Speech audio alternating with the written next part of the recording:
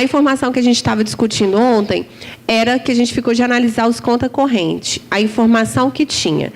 Seguindo, a gente vai olhar o conta corrente número 4, que era o identificador de receitas. Está na página anexo B da resolução do Cidades Web, na página 100. Ó, tabela conta corrente, identificador de receitas.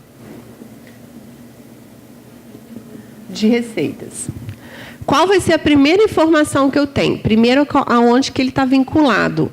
Eu vou no plano de contas. Ó, uma conta que tem de créditos a receber, ISS.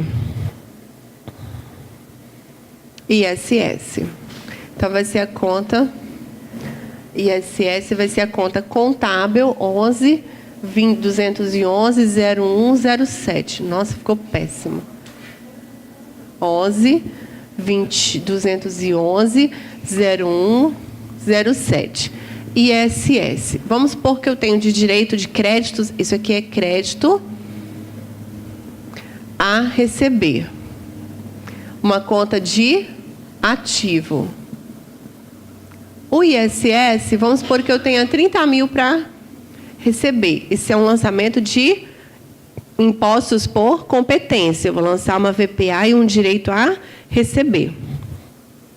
Aí vamos ver o que vinculado está esse conta corrente 4, identificador de receitas.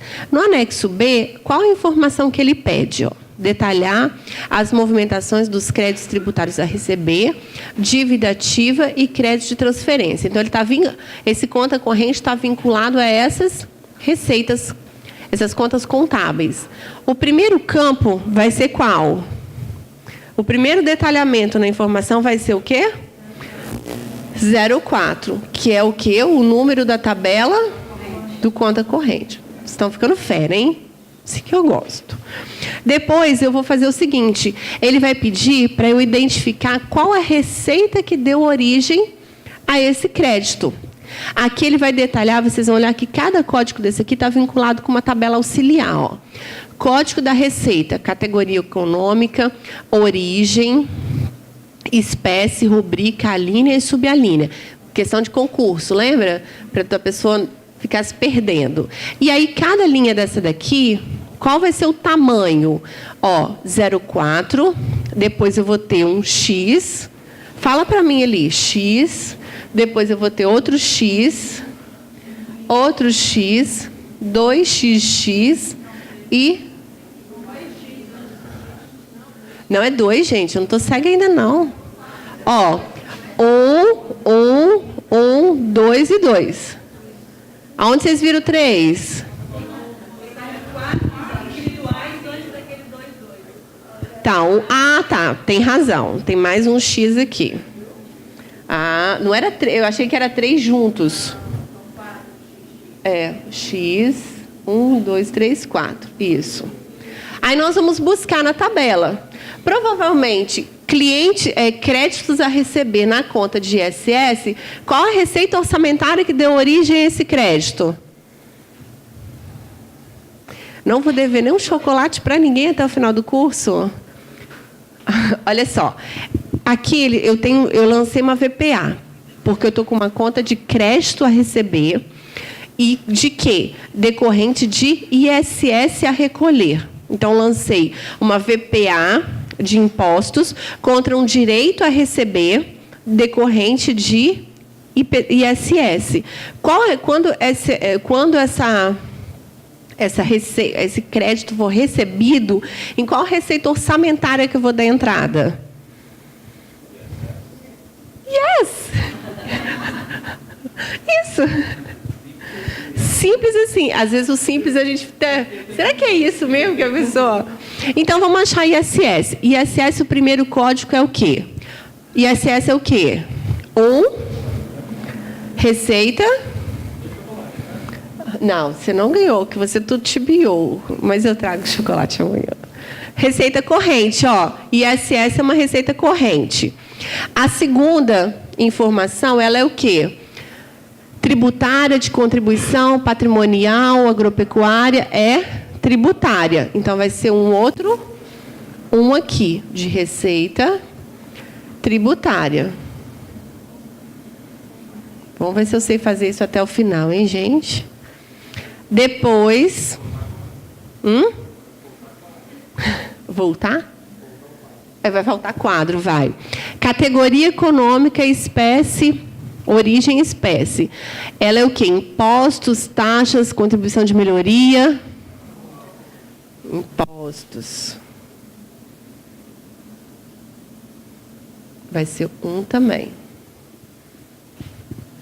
Depois a gente tem outra tabela aqui embaixo.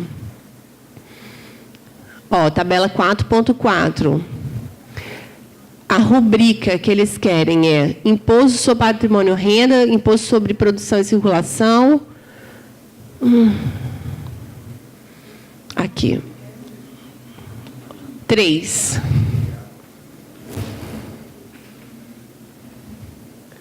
Impostos sobre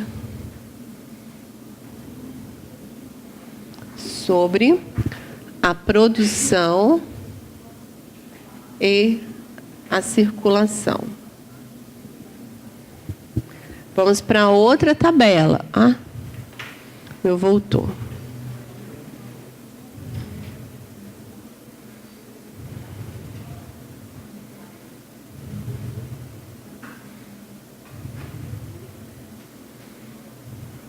Aqui, a linha.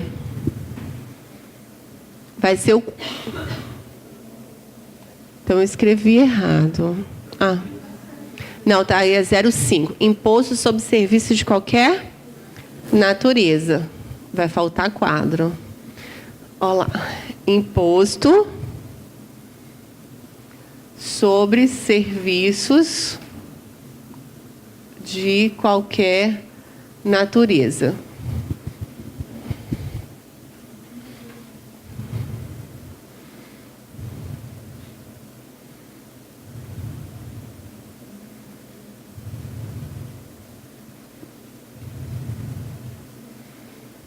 E subir a linha 05 30501. Aqui, ó, imposto sobre serviço de qualquer natureza ou adicional de ISS do Fundo Municipal de Combate à Pobreza. O meu é 01. 01 ISS. Imposto sobre qualquer natureza. Então, conta corrente vai ser o quê? Vai ficar 04 1113 05 01. Decorrente de ISS 30 mil que eu tenho a receber. Se fosse decorrente de outras receitas orçamentárias, ia colocar a mesma coisa, 04, outro código, 04, outro código de receita orçamentária. Então, o identificador de receita é de qual receita orçamentária que vai ser arrecadado. Tranquilo? Entenderam conta corrente, gente? Dá para se divertir com essas tabelas adicionais aí, né? E aqui tem todas as receitas previstas no Manual da Receita Orçamentária. Aqui, ó. Ela é bem grande, essa tabela aqui.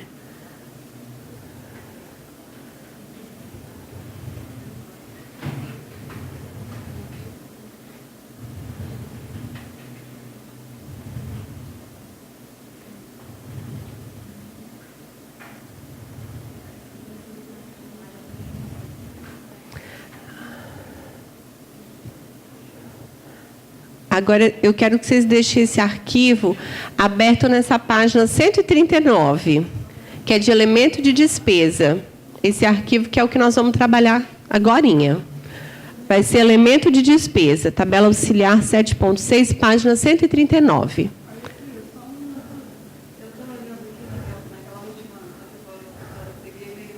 Aham.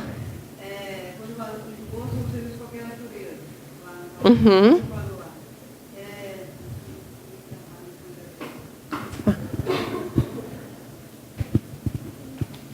Diga. Mas é justamente, tem que coincidir, porque era o que eu queria dizer. Mas o 4 foi o que eu falei. O 404 é o código do conta corrente. Né? É da tabela do conta corrente, que ela é fixa. Sempre vai ter, antes da informação, o código da conta corrente. Esse identificador de receitas, o 04 é o código dela. Então, em todas as linhas, vai começar com o 04. Todas elas, ó. 04, tabela de conta corrente. A informação, o número dela. Quase que eu vou. Nós vamos abrir também o plano de contas, o arquivo novo que eu passei para vocês. Deixe aberto aí também. E nós vamos botar o filtro na classe 3. Classe 3, variação patrimonial diminutiva. Nós vamos estudar as VPDs hoje.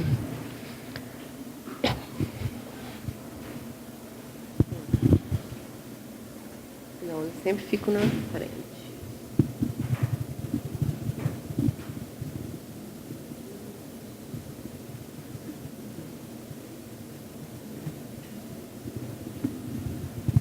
Isso.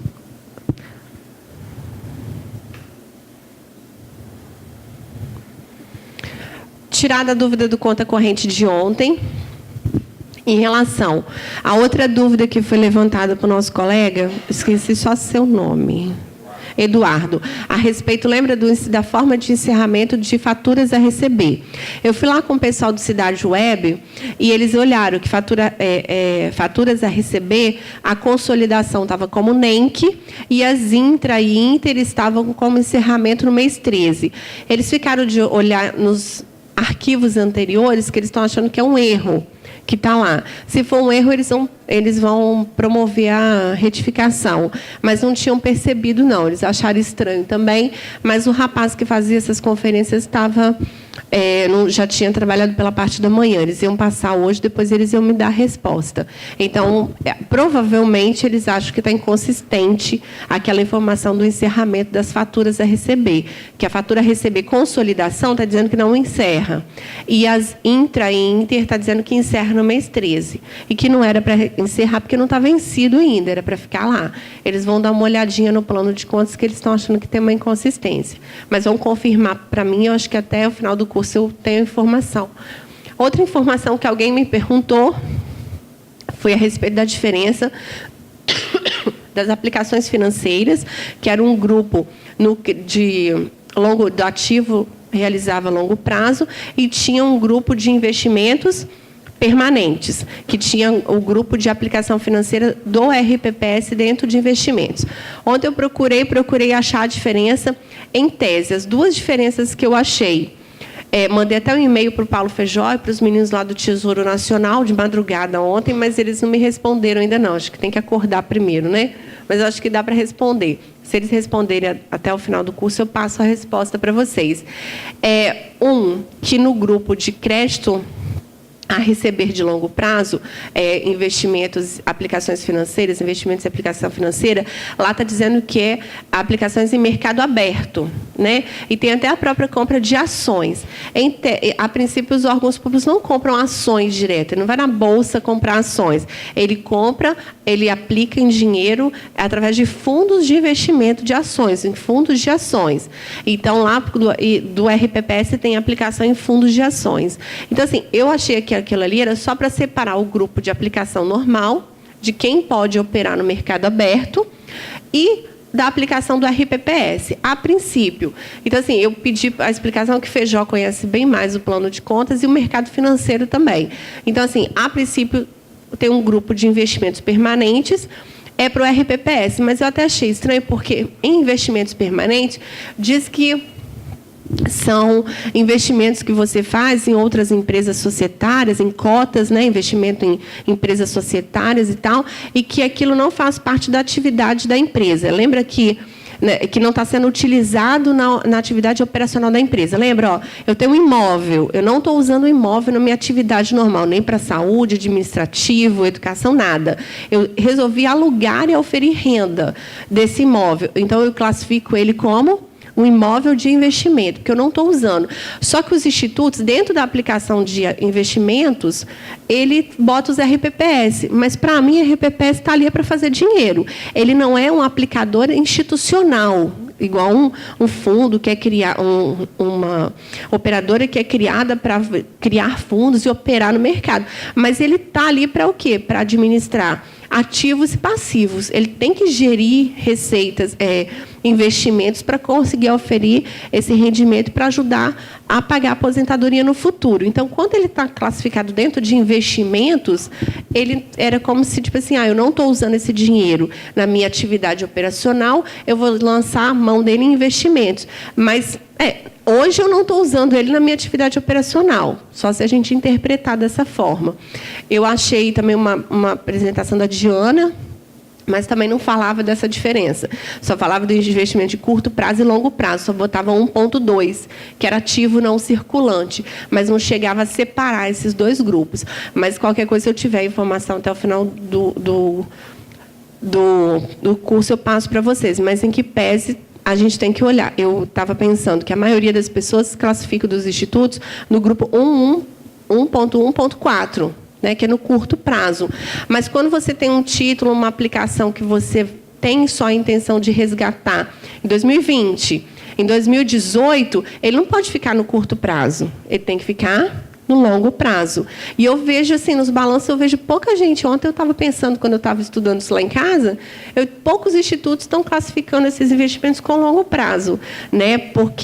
Mas é com 12 meses, com a intenção de resgate nos próximos 12 meses, que não tem intenção de resgatar 12 meses a partir da data do balanço. Às vezes você compra títulos com a intenção de resgate só 2020, 2000 lá na frente. Então, esse teria que ficar em longo prazo. Como tem um grupo específico para RPPS, se eu fosse de RPPS, eu usaria investimentos, as contas do RPPS, porque dentro de investimentos, do grupo investimentos, ele fala que é de acordo com a resolução do Conselho Monetário Nacional 3.922 de 2010, que é o que rege a orientação para aplicar o dinheiro da Previdência. Então, se eu fosse instituto, eu usaria o grupo dentro de investimentos.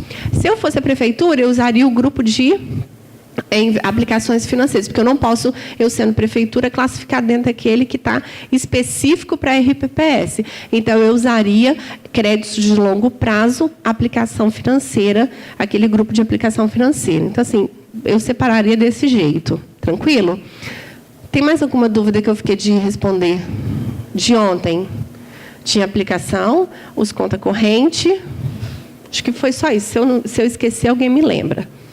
Então, vamos passar hoje para nosso plano de contas. Hoje a gente vai conhecer as receitas e as despesas por competência, que é chamado de VPD, variação patrimonial diminutiva, e variação patrimonial aumentativa. Essas são as nossas variações. As VPDs são registradas por competência, pelo princípio da competência. E esse grupo, especialmente de pessoal em cargos, não se confunde com o pessoal em cargos do mundo orçamentário. Por quê? Uma principal diferença inicial. Aqui eles querem classificar toda força, toda despesa que você tem com o pessoal. Independente se ela é natureza de ajuda de custo, de natureza indenizatória ou remuneratória. Quanto que eu gasto? Como se eu estivesse numa empresa calculando assim, qual é o meu custo dos meus funcionários? Com tudo. Vale transporte, auxílio doença, auxílio creche, tudo. Tudo que eu gasto em relação aos meus funcionários, minha força trabalhadora está ali. Os encargos patronais, tudo. E depois, aqui embaixo, o uso de bens é o que eu consumo para operar a minha instituição. Então, eu separo os bens, os serviços que eu estou consumindo da minha força trabalhadora, de pessoal. Então, tudo é lá em cima relativo a pessoal. E os benefícios assistenciais previdenciários, eles são os aposentados, os pensionistas, e os benefícios de assistência, eles não contribuem para a força trabalhadora do município. Não, a gente classifica até como operação especial, porque ele já não contribui mais. Falando nisso, operações especiais, o pagamento de benefício previdenciário nos RPPS. Não é projeto nem atividade. É operação especial. É operação especial. 001. É porque eu vi alguns com atividade, alguns orçamentos com atividade. E esses benefícios previdenciários vão ficar aqui. Então, bem separadinho a parte de pessoal. E não se confunde com a definição da LRF. Por quê? Porque a LRF fala que são consideradas despesa com pessoal, despesa com ativos e inativos. Então, aqui só tem ativo. Então, é outro conceito. O da LRF é um. O do mundo orçamentário é um. O da VPD é outro. Então, na hora de classificar o empenho e a VPD, você tem que pensar de forma diferente. Você não vai ter uma correlação direta com, às vezes tem, mas nem sempre, da VPD com o elemento de despesa no mundo orçamentário. E o que é a VPD? Compreende o decréscimo do benefício econômico durante o período contábil na forma de saída de recurso ou redução de um ativo, no caso da depreciação, né? Está reduzindo um ativo, ou um incremento de passivo, no caso de juros, atualizações, encargos, que resultem num decréscimo do meu patrimônio líquido. Quando eu consumo um bem, meu bem está se desgastando, eu estou ficando mais pobre, está diminuindo meu patrimônio líquido. Quando eu reconheço uma despesa de pessoal, uma despesa de consumo, material de consumo, eu estou ficando mais pobre, né? Se eu tinha um estoque de 10 mil, se eu consumir, eu tenho um estoque de 5. Meu PL vai ficar menos 5 do anterior. E o incremento de passivo, também vou ficar mais pobre, porque eu estou devendo mais. Que resultem num decréscimo e que não seja proveniente de distribuição aos proprietários da entidade, né? No caso, quando pode ter distribuição ao proprietário. Então, nós já vimos essa figurinha, né, da VPD, tem que reduzir os benefícios econômicos ou no potencial de serviço, é durante o exercício financeiro. Lembrando, gente, como é regime de competência, as despesas só podem ser as despesas do exercício. Então, não pode ser despesa de outro exercício sendo reconhecido aqui. Vamos supor que você tem uma despesa... Vou dar um exemplo de quê, gente? Uma despesa de telefone que você não sabia. O Henrique deu até esse exemplo aqui no curso do tribunal. Diz que as operadoras de telefone têm até 6 meses para fazer cobranças, né, que esqueceram de cobrar num tempo, eles têm até um prazo de 6 meses para fazer essas cobranças. Vamos supor que na sua conta de fevereiro, nós estamos aqui em fevereiro desse mês, de 2015, venham ligações lá de outubro do ano passado. Então, pela competência, lógico que tem que olhar a oportunidade de registrar dessa forma, né? De ficar somando. Mas se for só para um exemplo prático da gente. Essas ligações de outubro não são despesas de 2015. Pelo princípio da competência, as despesas de 2015 só são as despesas do exercício. O período de competência dessas despesas é o exercício anterior. Então, eu não posso fazer uma VPD, porque ela tem que ser do exercício que eu estou registrando. Aí, o que eu vou ter que fazer? Eu vou reconhecer o passivo contra a conta de ajuste de exercício anterior lá no PL. Direto no patrimônio líquido, para ela não afetar o resultado do exercício. Porque tudo que a gente lança em VPA e VPD, vai acabar na apuração do exercício. No final do ano, a gente vai fazer o quê? A apuração do exercício vai ser receita VPA menos VPD. As receitas do exercício e as despesas do exercício. Eu não posso contaminar esse resultado com despesas de anos anteriores, porque senão eu vou perder a comparabilidade dos resultados. Então, eu tenho que respeitar todo ano, vai ser o quê? Na apuração do meu resultado, eu vou ter as VPAs menos as VPDs, mas sempre do exercício. Então, a conta de telefone do exercício vai ser o quê? Uma VPD, 3 VPD, contra um fornecedor a pagar. Contas a pagar. Quando a conta vem uma conta do ano anterior para eu registrar, no mundo orçamentário vai ser o quê? Despesas de exercício anterior, 92. Aqui não vai ser uma VPD, se eu não tinha conhecimento desse passivo. Se eu não engavetei lá, é só se eu não tinha conhecimento desse passivo. Eu vou fazer o quê? Eu vou fazer um débito na conta do 2,7 alguma coisa, que vai ser ajustes de exercícios anteriores, e um crédito também em 2, fornecedor. Aqui eu vou diminuir meu PL através de uma VPD, né? Que vai diminuir o meu PL, meu resultado do exercício, e depois eu transfiro isso para o patrimônio. Aqui eu já vou direto no patrimônio líquido, porque isso era para ter sido apurado no resultado do exercício anterior e não nesse exercício. Então, eu jogo nessa conta de ajuste de exercício anterior. Lembrando, todas as vezes que eu usar essa conta, é obrigatório o quê? Esse eu dou até 2 chocolates. Também, mas não era isso que eu queria como resposta. Um chocolate você tem direito. Explicar onde? Explicar em notas o que é que você está fazendo. Então, todo lançamento que você usar a conta de ajuste de exercício anterior, capricha no histórico, para que no final do ano, quando você for fazer o balanço, assim, eu já recomendo, gente, que as pessoas vão fazendo nota explicativa no decorrer do ano. Cria um arquivo lá na área de trabalho de vocês, no Word, coloca lá na tela. Toda vez que vocês tiverem que usar essa conta de ajuste de exercício anterior, você já coloca lá. Ajuste anterior, debitado por conta disso. É conta não reconhecida e afetando o resultado tal. Explica lançamento realizado em 31 de março de 2015. Aí você já deixa, porque no final do ano, você já tem as notas explicativas prontas. Imagina um monte de lançamento que você precisa explicar e ter que fazer a nota explicativa tudo em dezembro. Vai ser aqui, ó, um sufoco para fazer. Então, cria esse arquivo, já vai colocando essas informações para, no final do ano, a nota explicativa já está pronta.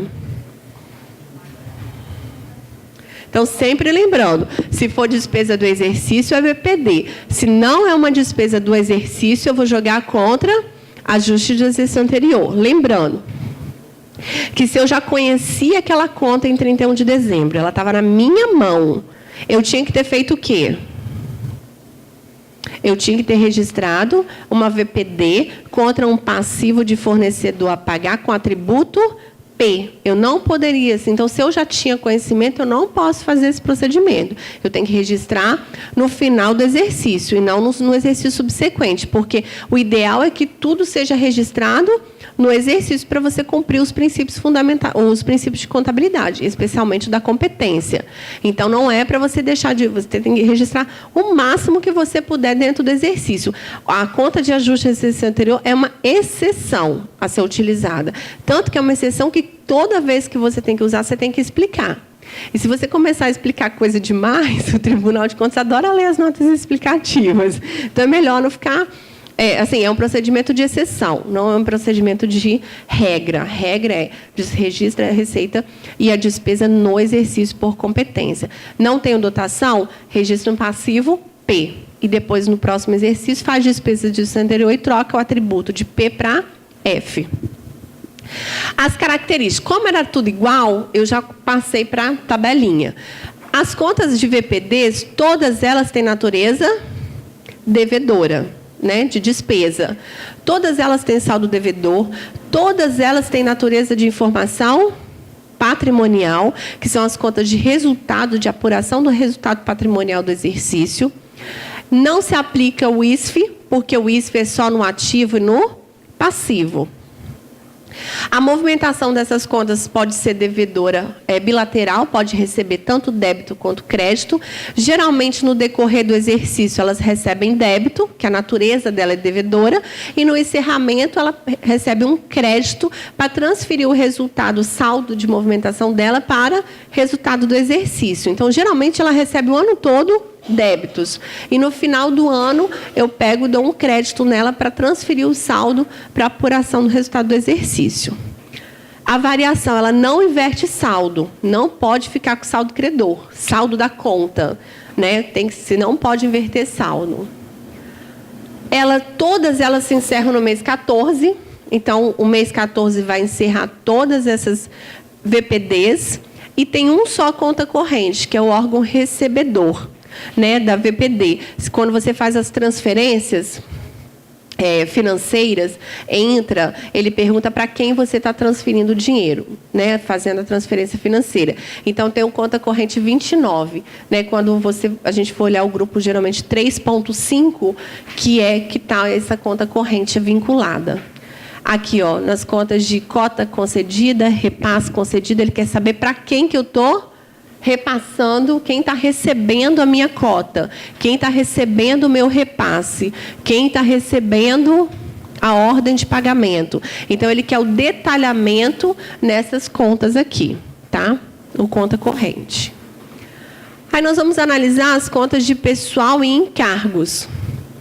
Pessoal e encargos, como eu estava dizendo para vocês, o que tudo é bom você gravar esse conceito, né? Porque é diferente do conceito orçamentário, diferente do conceito da LRF.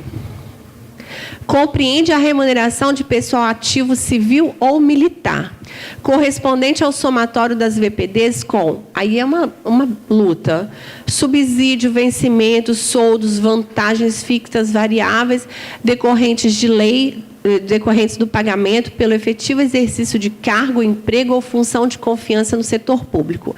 Compreende ainda as obrigações trabalhistas de responsabilidade do empregador incidentes sobre a folha de pagamento.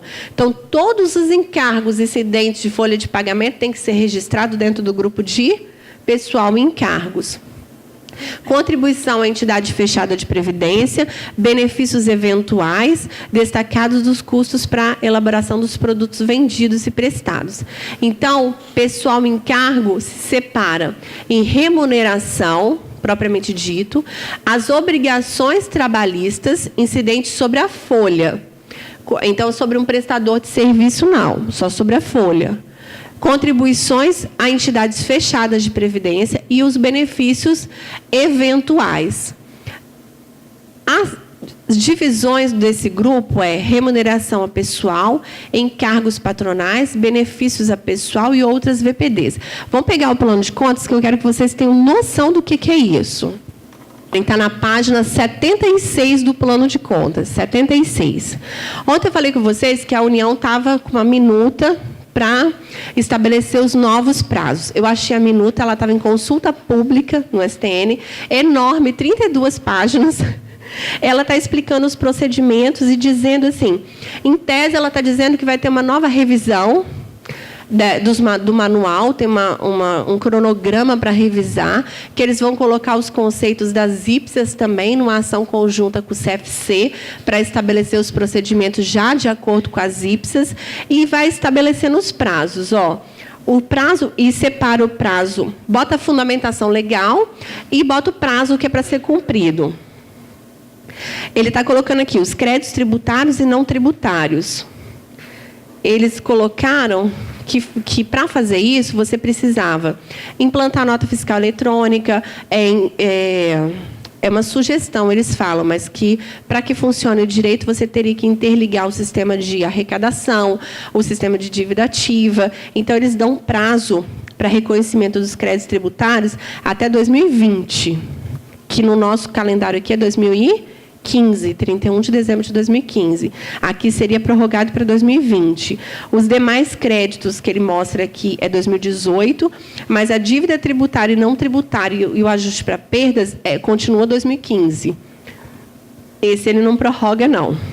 Coloca um prazo para provisões para município em 2020.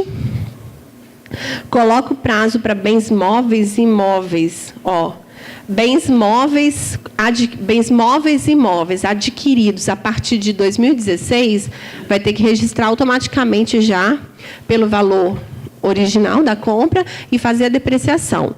Os adquiridos antes de 2015, de 2016, teria prazo até 2019 para fazer a avaliação desses bens.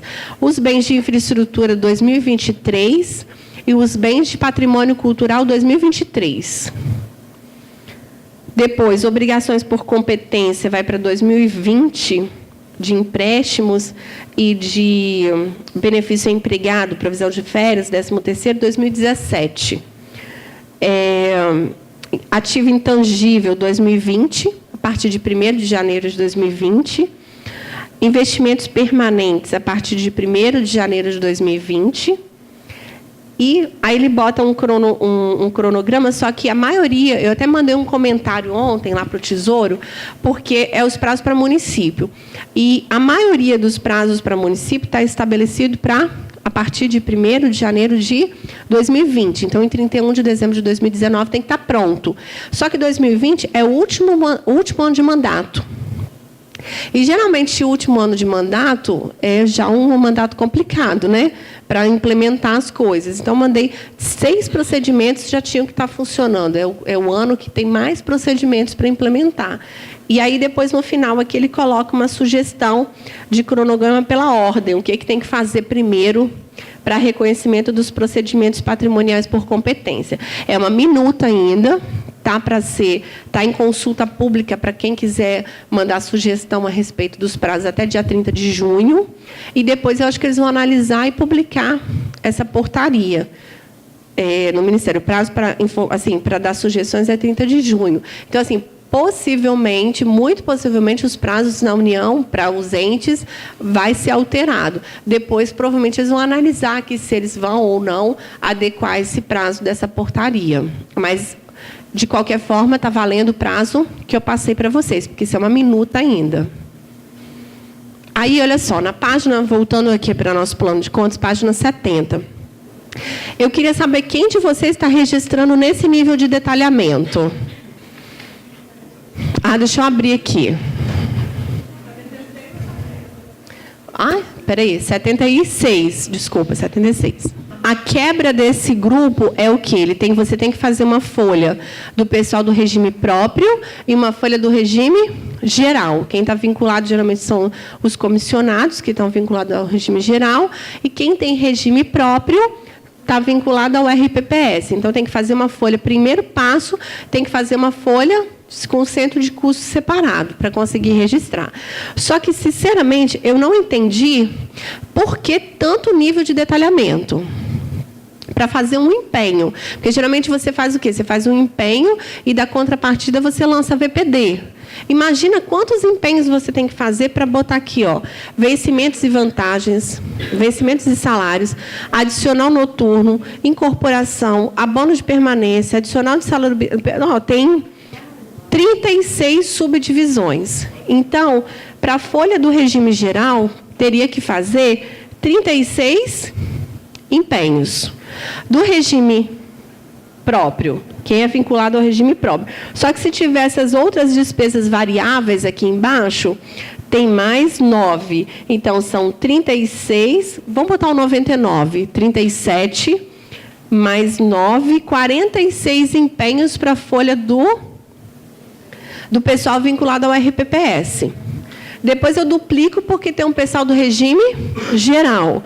Só que eu tenho que separar, aí já deu quase 100 empenhos, né?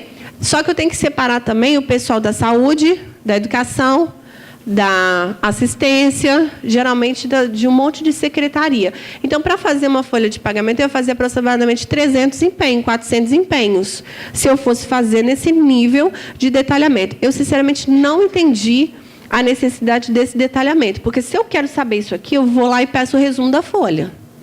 Na folha tem tudo isso. Não, isso aqui é do PECASP federal, gente. O Cidade Web só copiou o modelo do anexo da IPC 00, instrução IPC, instrução patrimonial contábil? Não, instrução de procedimento contábil. É tanta sigla que você até se enrola. Instrução de procedimento contábil, que é de adoção facultativa, mas o tribunal, como esse plano de contas, esse anexo 00, vai ser usado como um plano de contas para o SICONF, aqui o tribunal adotou também o mesmo plano de contas para quando for prestar conta para o SICONF, é a mesma coisa para cá. Eu só fiquei pensando que, eu lendo isso daqui, o manual de implantação, ele fala que no SICONF, porque o SICONF, que é o antigo, que vai substituir o antigo SISTN, você vai ter que mandar isso através de arquivo. Igual você manda o Cidade Web para cá, você vai mandar para lá também. Agora ainda está digitando no Excel, mas vai gerar arquivo, inclusive com conta corrente, e vai mandar lá para o SICONF. E aí ele fala que não vai liberar o artigo 51, que acho que é o CALC, né? Se você, vamos pôr, ali ele botou 2020 para créditos tributados por competência. Se não tiver crédito a receber de IPTU, ele não libera o SICONF para você. Aí vamos supor que ele consegue, se ele pede que mande com esse detalhamento aqui, e não tem registro nesses outros subelementos aqui, nessas subcontas aqui, se ele resolver travar. Então, até o SICONF funcionar automaticamente, daria para você assim, lançar em vencimentos e salários, fazer um empenho só. Mas depois, quando isso estiver funcionando de forma automática, você gerar os arquivos, o saldo das contas e mandar para o SICONF, ele fala ali que ele vai conferir se os procedimentos estão sendo implementados através de regras de consistência nas contas contábeis. Então, para ele saber se faz ajuste de dívida ativa, ele vai lá na conta de dívida ativa e vê se tem saldo na conta de ajuste. Para ver se implantou as provisões, ele vai lá no grupo de provisões e vê se tem saldo nas contas de provisão. Para saber se registrou a provisão matemática previdenciária, ele vai lá e vê se tem saldo naquelas contas. Ele não vai dizer se o saldo está certo ou está errado, ele só quer saber se tem valor. E se não tem valor nesses subelementos aqui, talvez ali ele não fala que vai colocar, não. Mas esse pessoal faz inconsistência de tudo. A gente só sabe depois que tem inconsistência própria nos sistemas. Então, eu acho nada operacional, isso é uma opinião pessoal minha, nada operacional esse detalhamento aqui. Para mim, isso é um detalhamento que talvez poderia vir em conta corrente, né? Não nesse tipo aqui, se fosse um conta corrente, mas para mim nem conta corrente, porque isso é informação de folha de pagamento. Aqui você tem quase mais detalhado que a própria folha, de tanto subelemento que você tem, né? Então, assim, eu conversei, antes de vir aqui no treinamento, eu liguei para algumas pessoas, elas estavam falando que estavam usando vencimentos e salários, o 01. Aqui.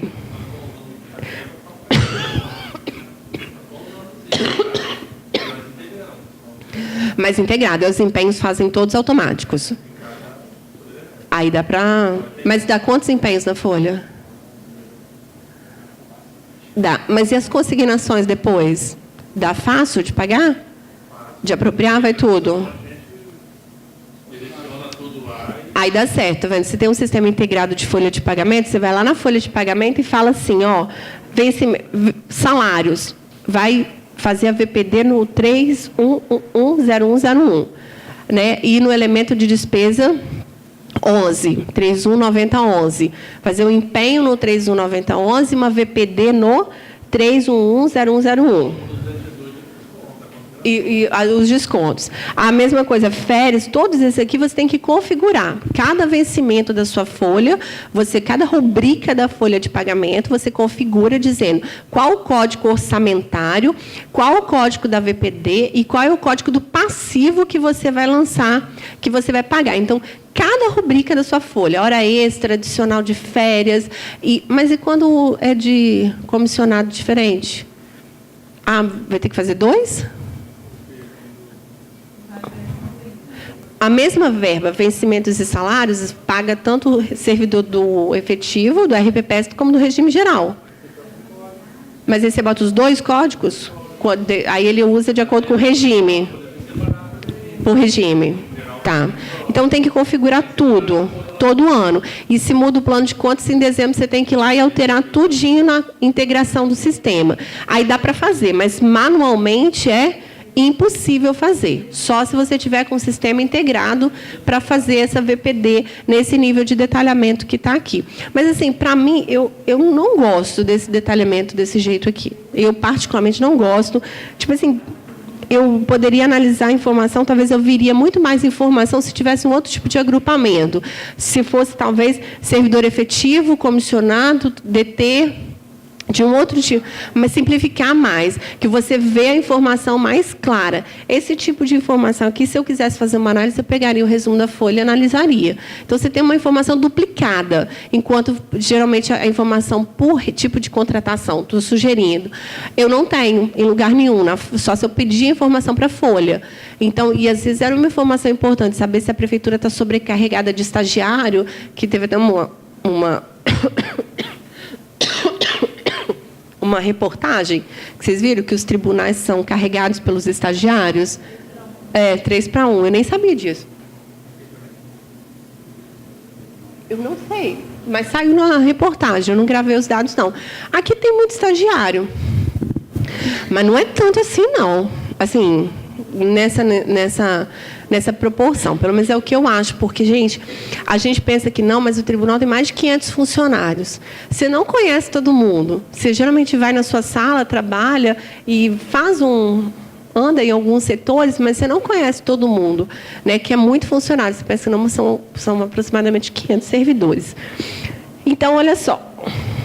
A gente tem vencimentos e vantagens abrangidos pelo regime e temos também do outro lado, aí eu queria que vocês olhassem no finalzinho da página 76, tem o grupo 02, com o final 02, que é outras despesas variáveis. Então, tem vencimentos e vantagens fixas e outras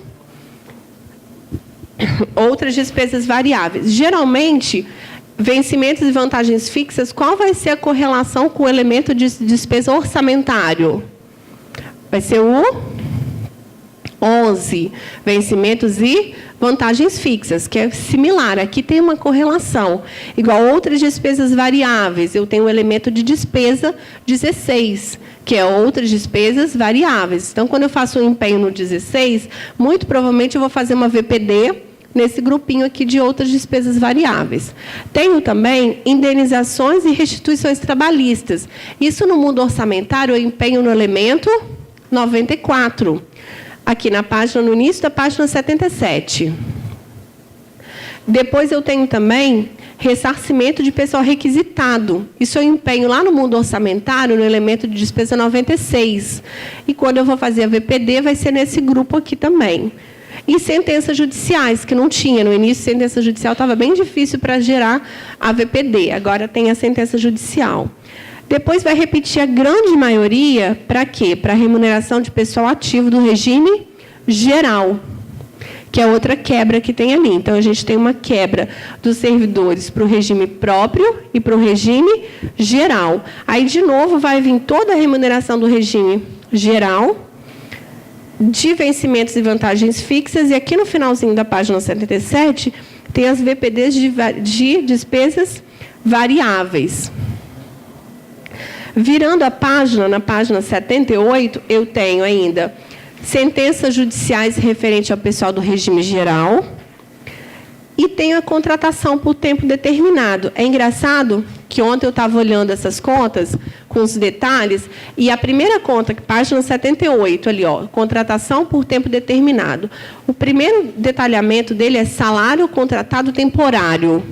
Lei 874593. Essa lei eu fui olhar, é a lei de contratação temporária, mas é do Serviço Público Federal. É a lei federal que autoriza, até anotei aqui, ó. Dispõe sobre o contrato determinado para atender a necessidade temporária de excepcional interesse público, nos termos do artigo 2º do artigo 37, inciso 2º do artigo 37 da Constituição. Só que é no âmbito da administração federal direta, autarquias e suas respectivas fundações. Então, você coloca o primeiro subelemento, salário contratado temporário. Em tese, esse subelemento só quem podia usar era a União.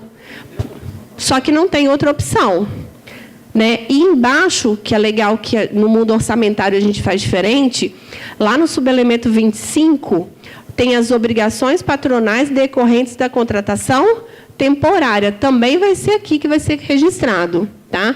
Os encargos da contratação temporária vai ficar tudo junto. Então, quanto custa a contratação temporária? Vai ser nesse rol aqui que eu vou classificar. Mas é porque, às vezes, assim, quando você vai ler o histórico, tem vários históricos que só se aplica à União, só que não sobra uma outra opção para a gente. Depois a gente vai passar para o grupo de encargos patronais. Aí tem os encargos do RPPS, que a contribuição patronal é intra, o nível de consolidação vai ser intra. Por quê? Porque vai ser uma despesa, uma VPD, por competência intra na prefeitura, e vai ser uma receita intra, uma VPA intra, no RPPS. Depois vai fazer a exclusão no nível do ente municipal. Depois eu tenho os encargos do regime geral, os encargos de FGTS, outras contribuições sociais, contribuições à entidade fechada e obrigações patronais intra e interestado. Tranquilo o conceito desses vencimentos? Então, assim, se for integrado, dá para fazer nesse nível de detalhamento. Se não for integrado, muito provavelmente não vai conseguir fazer, porque tem outras quebras que precisam ser feitas, como saúde, educação, assistência, e tem uns que cada secretaria registra a sua folha. Então, tem 10 secretarias, vai ser empenho para cada secretaria.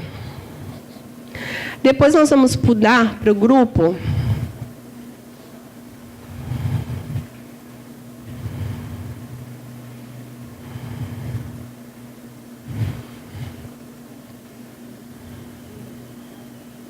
encargos patronais. Nossa, esse ficou pequeno para ler. De tão grande que se encaixa, gente, é na página 81. É o menor grupinho que você vai achar aqui, mas o que cabe aqui dentro é do tipo assim, não tem outro lugar, vai aqui mesmo, tu sabe?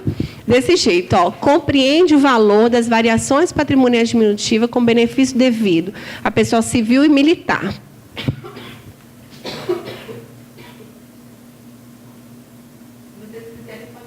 CASP, para vocês olharem a descrição da conta, se tiver pequeno aqui, dá para vocês acompanharem. Aí, olha só. De pessoal ativo, ajuda de custo, indenização de transporte, auxílio moradia, auxílio alimentação, auxílio transporte e outros benefícios decorrentes de acordo e convenção coletiva.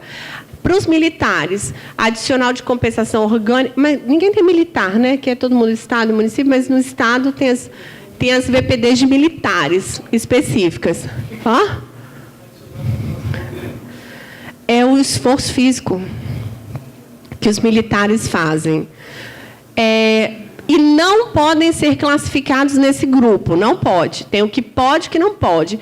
Vencimentos, soldos, vantagens relacionados aos benefícios previdenciários ou assistenciais, tais como aposentadoria, auxílio natalidade, salário maternidade, auxílio natalidade, licença gestante. Então, eles listam um rol de coisas que não pode ser classificado aqui, né? Porque tem um outro lugar para ser classificado. E diz ainda que estão excluídas as indenizações trabalhistas decorrentes de perda da condição do empregado. Então, se eu estou pagando uma indenização trabalhista e ele é empregado ainda, vai ser aqui. Se ele não é mais empregado, vai ser no grupo 319, no próximo grupo. Aqui, no 319, é quando ele perde a condição de servidor. Quando ele ainda está na condição de servidor, continua sendo pago aqui. Tá? Então, tem essa diferença. Aqui são indenizações, estão excluídas as decorrentes de quem perdeu essa condição, tais como férias, aviso indenizado e outras. Tranquilo? Então, cabe quase tudo aqui dentro. Então, quando você faz empenho lá no mundo orçamentário, você tem auxílio alimentação, 33.9046, auxílio transporte, auxílio fardamento, 19 elemento. Você vai fazer tudo em contrapartida nessa VPD. São duas. Você tem que separar esses benefícios, como a folha de pagamento separa também. Os benefícios dos servidores são vinculados ao regime próprio e vinculados ao regime geral. Então, tem que ter essa separação. Tá? Geralmente, esses itens são pagos junto com a folha de pagamento e são configurados também, podem ser configurados automaticamente. O outro grupo que nós temos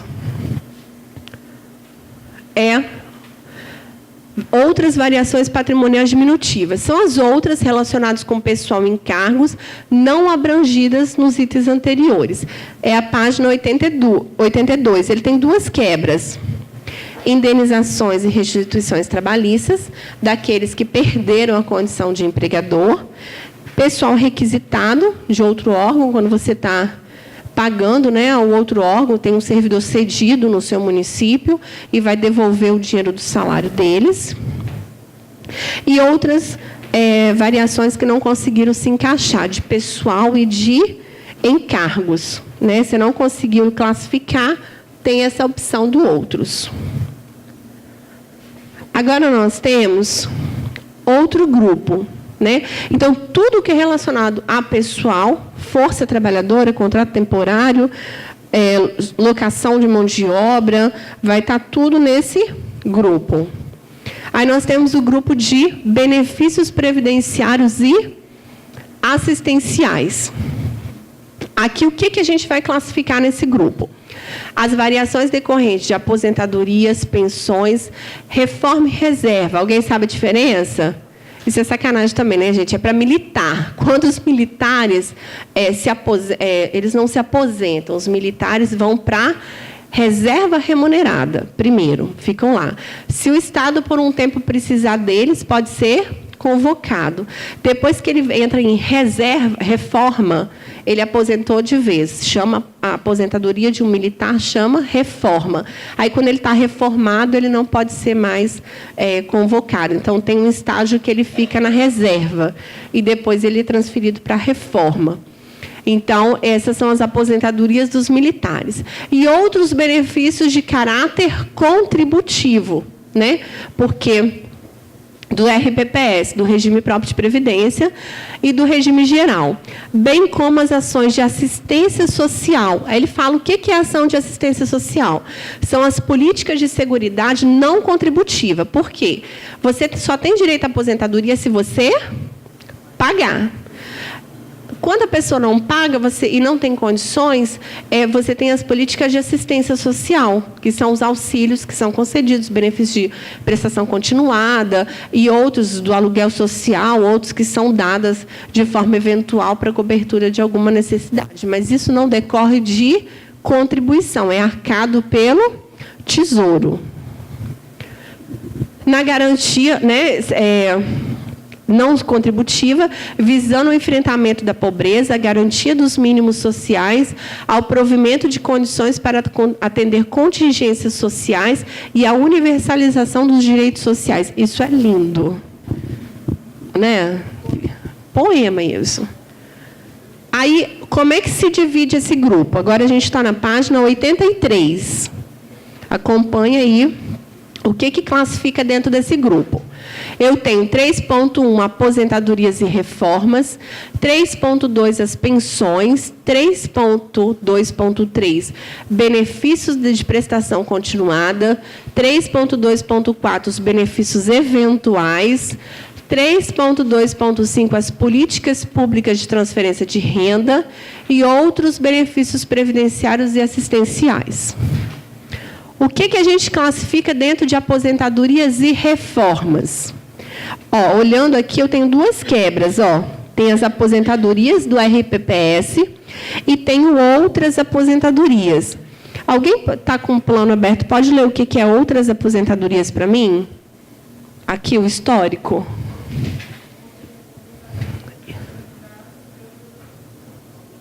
Outras? Não fala nada de lei, nada, nenhum detalhe? Então, são outras aposentadorias. Que não do regime. Por quê? Alguns municípios ficaram com os aposentados antes da instituição dos regimes próprios. Mas eu ainda considero que isso são aposentadorias do RPPS. A menos que foi um município que optou pelo regime geral, mas tinha aposentados de antigamente. E que ainda tem um pouquinho de aposentado que ele mesmo paga. Aí você, vamos supor, eu lembro que Tem uns municípios que pertencem ao regime geral, mas as pessoas se aposentaram à época às custas da prefeitura. Então, a prefeitura tem aqueles aposentados próprios, não tem regime próprio de previdência e é vinculado ao regime geral. Então, essas outras aposentadorias servem para registrar esse pessoal. Aqui, essas outras aposentadorias. E as pensões, que são os benefícios previdenciários. Pensões compreendem os benefícios da Previdência Social que garante renda ao dependente do segurado falecido. Benefícios de prestação continuada. Compreendem os benefícios de prestação continuada. A Constituição Federal garante, eu acho que é o idoso de baixa renda e o deficiente físico que não tem a renda, que tem a renda inferior a 1/4 de per capita, ele garante um salário mínimo para esse deficiente e o idoso que não tenha contribuído para nada, mas que não tem, que seja carente, tem essa condição de carência. Aí a Constituição chama eles de benefício de prestação continuada. Mas quem paga isso é a União. Eu não sei se o município está pagando benefício de prestação continuada. Geralmente, eu sei que é a União que paga ao idoso, ao deficiente e outros benefícios de prestação continuada. Aí nós temos os benefícios eventuais. Esses benefícios eventuais correspondem a provisões suplementares prestadas aos cidadãos e às famílias em virtude de nascimento, morte, situações de vulnerabilidade temporária e de calamidade pública. As provisões relativas a programas, projetos, serviços e benefícios diretamente vinculados ao campo da saúde, educação, integração nacional e demais políticas setoriais que não se incluem na modalidade de benefícios eventuais da assistência social, que são esses aqui em cima. Então, eu tenho. Mas, olha só, gente, esses benefícios eventuais são concedidos a quem? Compreende as provisões e suplementações provisórias prestados a cidadãos e as suas famílias. Não é a servidor, é a cidadão. Auxílio por natalidade, auxílio por morte, benefícios eventuais por situações de vulnerabilidade temporária, igual aquelas enchentes que deu no Rio. Provavelmente a Prefeitura do Rio lá faz uma, acho que foi Petrópolis, né? Faz uma lei e concede um benefício para essas pessoas por um período. Aí, para pagar isso, você registra aqui. Benefícios eventuais de calamidade pública e outros benefícios eventuais. Então, esses benefícios aqui é para socorrer em situações de emergência, de calamidade. Benefício da política de renda, de transferência de renda, que é o próximo ainda na página 84. Políticas públicas de transferência de renda, só tem um detalhamento. O que compreende aí dentro? Compreende as políticas públicas que visem contribuir para a redução da fome, da pobreza, da desigualdade e de outras formas de privação vividas pelas famílias mais excluídas, considerando 3 dimensões. O alívio imediato da pobreza por meio de transferência de renda direta às famílias pobres e extremamente pobres, a contribuição para a redução da pobreza da geração seguinte por meio do reforço do direito de acesso ao serviço de saúde e de educação, bem como o cumprimento das condições nessas áreas, condicionantes dessas áreas, e articulações de ações complementares, de forma a desenvolver as capacidades das famílias beneficiárias. Eu acredito que a União empenha o Bolsa Família aqui. Empenha não, né? Registra despesa por competência nesse elemento de despesa aqui, política de transferência de renda, né, do Bolsa Família que ele faz. Mas se algum município tiver também Bolsa Família, o Estado tiver algum tipo de bolsa que concede com essas características, pode ser registrado aqui. Alguma dúvida, gente? Só que tem que ler direitinho, porque você viu que cada um tem uma particularidade. Um é para segurado, um é para regime geral, um é para o regime próprio. Então, para na hora de registrar, você não se confundir. Você tem que lembrar que tem separação de regime geral e regime próprio. Tem um grupo que é para benefício de ativos, tem um que já é os benefícios de inatividade e tem um grupo para registrar os benefícios assistenciais, separadinho, e que tem condições para que você possa registrar uma despesa lá dentro. Então, na hora que acontecer isso com vocês lá no município, você tem que ler direitinho para ver se a despesa que você quer registrar se encaixa naqueles critérios. Tranquilo? E outros benefícios previdenciários são aqueles que não se encaixam. O 9. Benefícios relacionados aos benefícios previdenciários não abrangidos nos grupos anteriores. Que, ó, auxílio funeral. Aí, aqui, gente, é auxílio funeral a servidor. Vocês viram que aqui, ó, benefícios eventuais, eu estou na página 84 e 85. Ó, na página 84, benefícios assistenciais tem auxílio natalidade, auxílio por morte. Estão vendo? Isso. E, no outro lado, eu tenho, para servidor, é dado auxílio funeral, em vez de auxílio por morte. Geralmente, ao servidor é dado auxílio natalidade também, mas aí do servidor está do lado de cá, do grupo 329. Do lado do benefícios eventuais, lembra que eu li aqui com vocês, 324, é para cidadão. Então, por isso que eu tenho a diferença do auxílio natalidade. No 324, é para cidadão.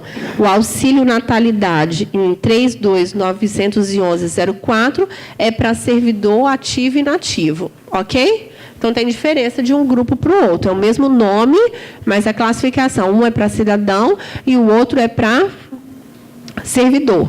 Servidor ativo, pensionista, que ele separa aqui, salário maternidade, salário família e outros benefícios assistenciais. Tranquilo? Então, não é a mesma coisa.